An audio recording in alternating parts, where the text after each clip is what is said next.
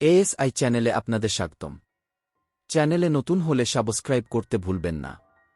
আজকে আপনাদের জন্য নিয়ে এলাম নতুন একটি মুভি এক্সপ্লেনেশন।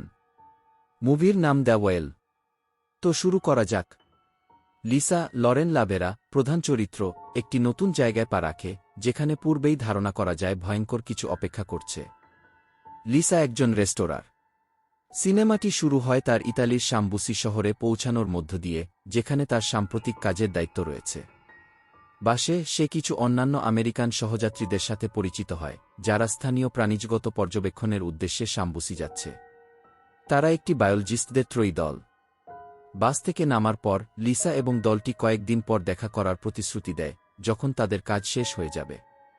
তারা বনাঞ্চলে তাঁবু স্থাপন করতে চলে যায় এবং লিসা হোটেলে চলে যায়। পরদিন লিসা বাসে চড়ার জন্য অপেক্ষা করছে, কিন্তু কোনো বাস পাওয়া যাচ্ছে না। লিসা অপেক্ষা করতে করতে, এটা তো ঠিক নয়, বাস কোথাও নেই।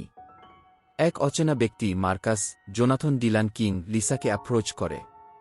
মার্কাস মৃদু হাসি দিয়ে, আপনি কোথায় যেতে চান? আমি আপনাকে ওই জায়গায় পৌঁছাতে সাহায্য করতে পারি। লিসা সম্মত হয় এবং মার্কাস তাকে ডাচেস এমার ক্লাউডিয়া জেরিনি প্রাসাদে নিয়ে যায়। মালভিজি প্রাসাদে এসে এমা লিসাকে তার কাজ দেখায়। এমা, এটি সেই চিত্রকর্ম যা আপনি পুংস্থাপন করবেন। চিত্রকর্মটি আগুনে পোড়া, ক্ষতিগ্রস্ত। লিসা 2 সপ্তাহের মধ্যে এটি সম্পন্ন করার সিদ্ধান্ত নেয়, কারণ এমা এটিকে একটি নিলামে বিক্রি করতে চায়। এমা, যত তাড়াতাড়ি সম্ভব কাজটি শেষ করুন। অন্যথায় দেরি হলে আপনার বাবার স্টুডিওর জন্য বড় শাস্তি অপেক্ষা করছে। লিসা এমার মেয়েকে জুলিয়া লিন্ডা জাম্পাগ্লিওনে দেখে।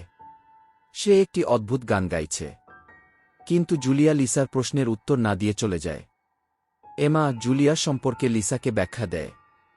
এটা তার মানসিক অসুস্থতা।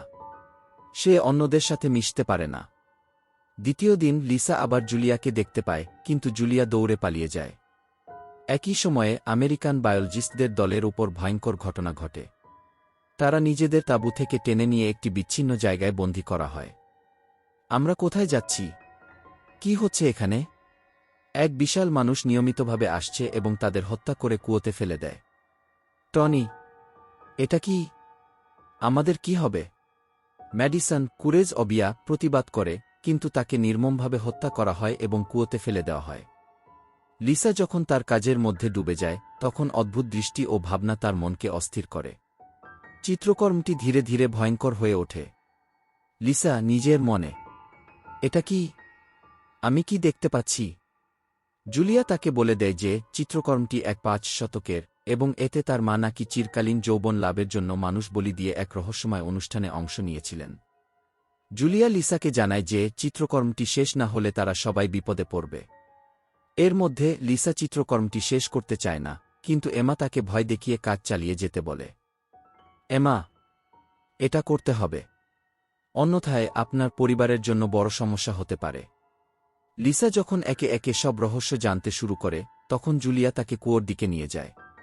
সেখানে গুরন স্টেফানো মার্টিনেলি নামে এক দৈত্যের সঙ্গে তার দেখা হয়। লিসা জুলিয়াকে অনুসরণ করে। কি ঘটছে এখানে? এই মানুষগুলো কি হচ্ছে? লিসা ট্রেসি টেলর জাউড কি কে উদ্ধার করে, কিন্তু মার্কাস তাকে হঠাৎ এসে গুলি করে হত্যা করে। চিত্রকর্ম শেষ হওয়ার পর এক লাল চাঁদের আলো তার উপর পড়তে শুরু করে। এমা এবং জুলিয়া ধীরে ধীরে ধূলিতে পরিণত হয়। তবে জুলিয়া চিত্রকর্মটি শেষ করে এবং একটি জাদুকরী মন্ত্র উচ্চারণ করে। লিসা বিস্মিত হয়ে, এটা কি করছো তুমি? তুমি তো অনেক বড় হয়ে গেছ।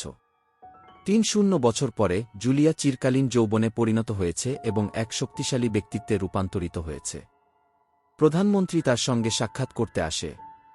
জুলিয়া এখন এক নতুন জীবন শুরু করেছে, যেখানে সে গুরনের রক্ত ব্যবহার করে ব্যবসা প্রতিষ্ঠা করেছে এবং তার প্রচণ্ড ক্ষমতায় পৃথিবী শাসন করছে। এভাবেই সমাপ্তি ঘটে মুভিটির। এইরকম আরও মুভি এক্সপ্লেনেশন পেতে আমাদের সাথেই থাকুন। লাইক করুন, সাবস্ক্রাইব করুন। ধন্যবাদ।